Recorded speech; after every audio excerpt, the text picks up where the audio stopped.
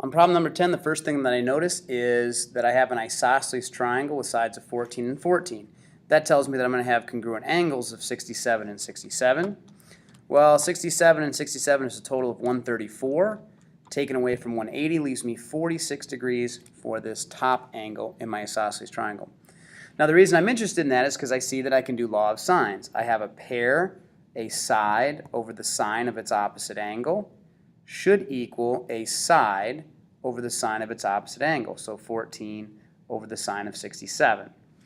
So I've got my law of sine set up. So again, if you've been looking at these examples, you should be able to do this algebra fairly quickly now. It's 14 times the sine of 46 should equal x times the sine of 67. So I have to divide by the sine of 67 to get x all by itself. So I'm going to multiply that 14 times the sine of 46 divided by the sine of 67, and I'm getting 10.9. Very basic law of sines.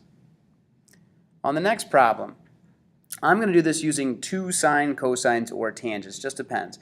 If this is an altitude that's going to give me a right angle on both sides, creating two right triangles.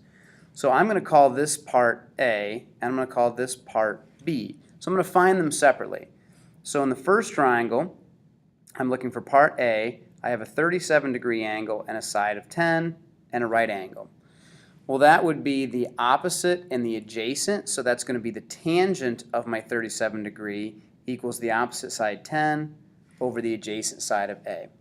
The tangent of 37, I'll do it this way this time, where I just say that's 0.7535 over 1 equals 10 over A, and I'm going to cross multiply and solve. 10 times 1 is 10 equals 0.7535 times A, so I have to divide by that 0.7535, and 10 divided by that, 10 divided by 0.7535, ends up giving me A is equal to 13.3. Now that's not my answer because that's just from this point to this point. I have to do a second problem to figure out B from this point to this point. So if I draw that triangle, it's going to be a very similar idea. Right angle, I've got a 53-degree angle. This altitude is still 10, but now I'm looking for this side. So it's still the opposite over the adjacent, so it's still going to be tangent.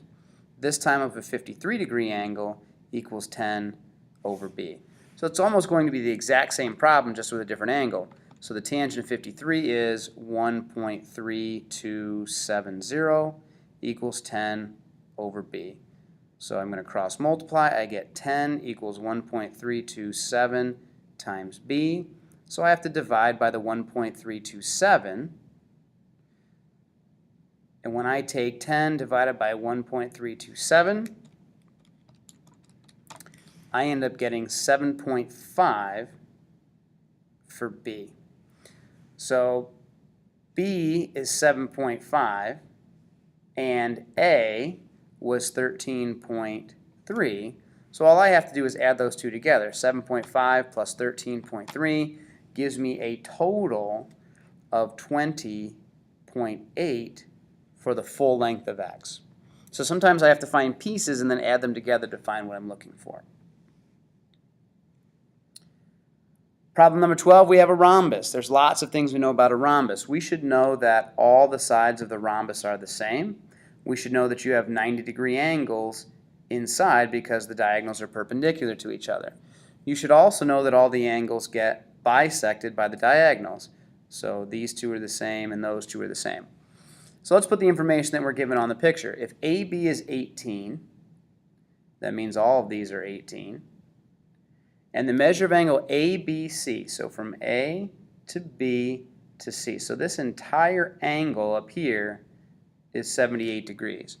Well, we just got done saying that that angle is being cut in half. So 78 cut in half or divided by 2 is going to be 39 and 39 for these two smaller angles here. And that's what I'm interested in, because now I'm going to take this triangle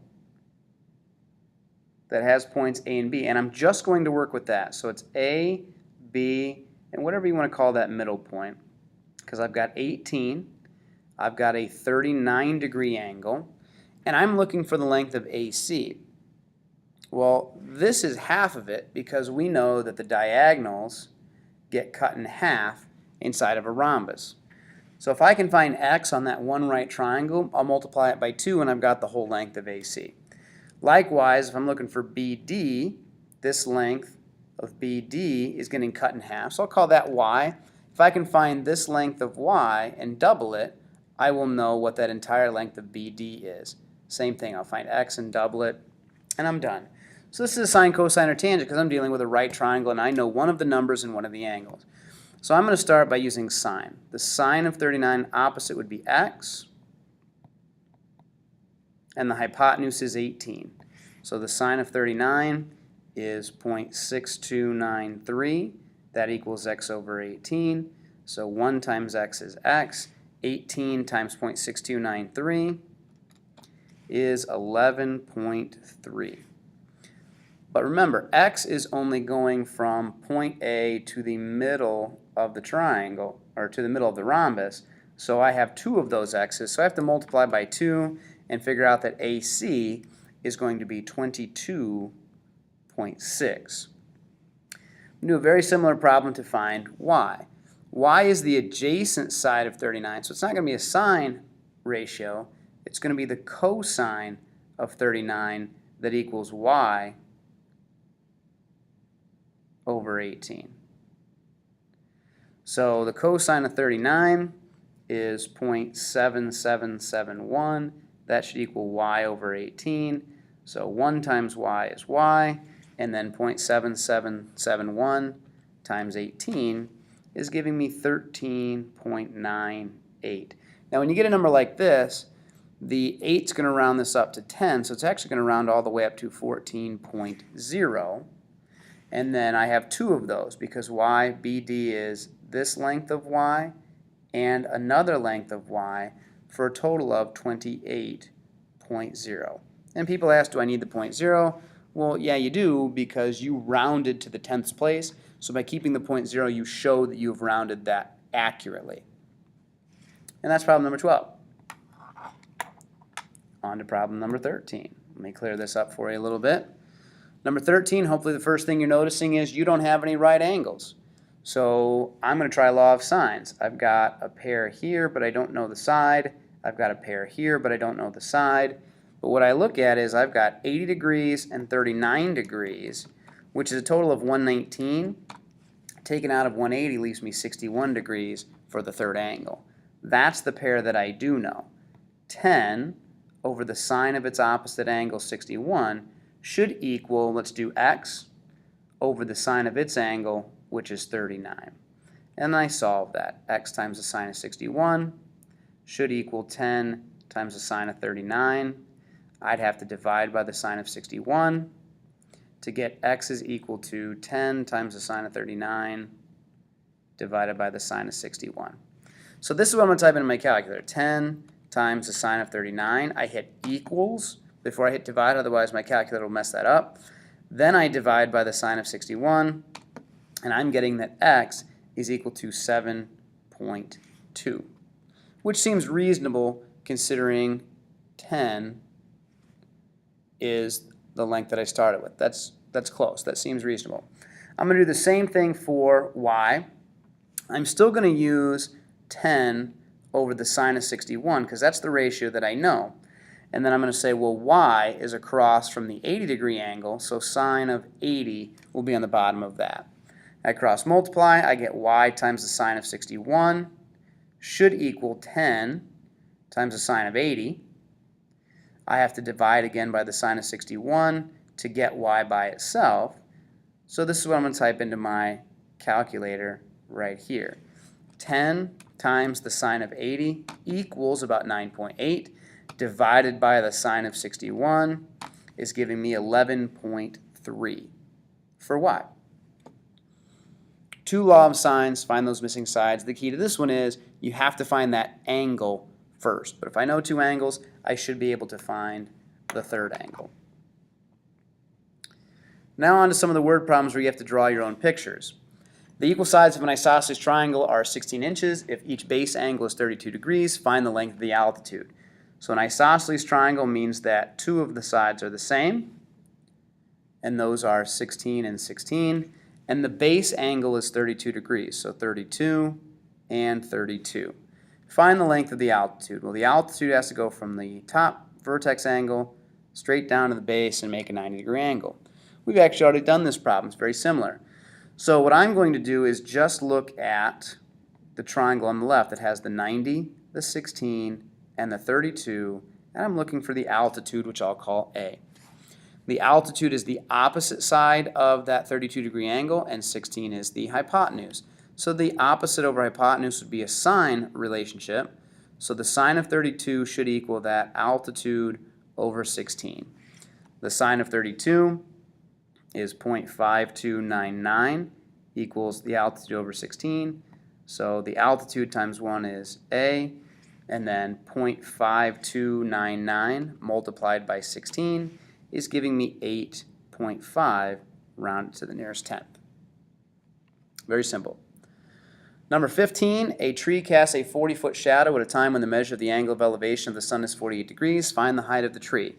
Again, I like to draw the pictures, so I got a tree over here. Lovely. That's the height that I'm looking for. The sun is casting an angle of elevation to here, and it says the angle of elevation is 48 degrees. So from the ground, looking up to the top of the tree at the sun, 48 degrees, I'm looking for the height. So if you can see this right triangle right here, I'm looking for the height. It says it casts a 40-foot shadow, so the shadow would be behind the tree over here. So I have the opposite side that I'm looking for, and the adjacent side I know is 40 feet. Well, that's a tangent relationship.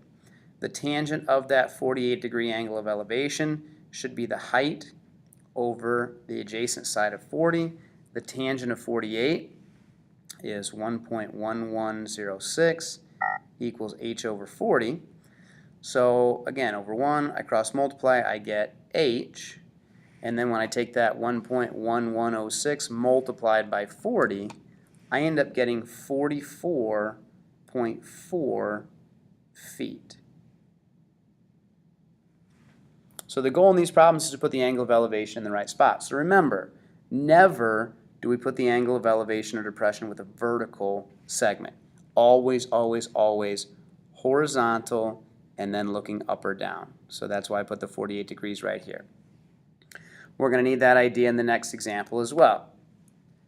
So number 16, from a lookout tower 800 feet above the level of surrounding land, a fire is sighted at an angle of depression of 10 degrees. How far is the fire from a point directly underneath the tower?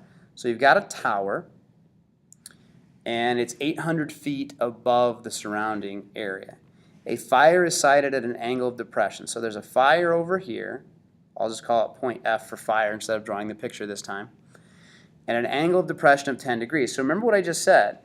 An angle of depression has to be created by looking out and then down at the fire. So the 10 degrees goes here in this picture. How far is the fire from a point directly underneath the tower? So that would be this distance that we're looking for. And the vertical and the horizontal always makes 90. You can use the 10 degrees there. I'm going to use the idea that this is still a 90-degree angle. And if that's a 90-degree angle, then this has to be 80 to make up the rest of that. So I'm going to use the opposite side of x versus the adjacent side of 800. That's a tangent. And you'll find that on most angles of elevation and depression, you should be using tangent. So the tangent of that 80 degrees should equal the opposite side, x, over 800. So I'm going to get x is equal to the tangent of 80 multiplied by 800 when I solve that. So the tangent of 80 multiplied by 800, that fire is approximately 4,537.0 feet away from that point directly underneath the tower. So remember, angle of depression always looks straight out horizontal and then up or down at whatever you're looking at. So don't put the 10 degrees here. This angle is actually 80, and that's the one that I used.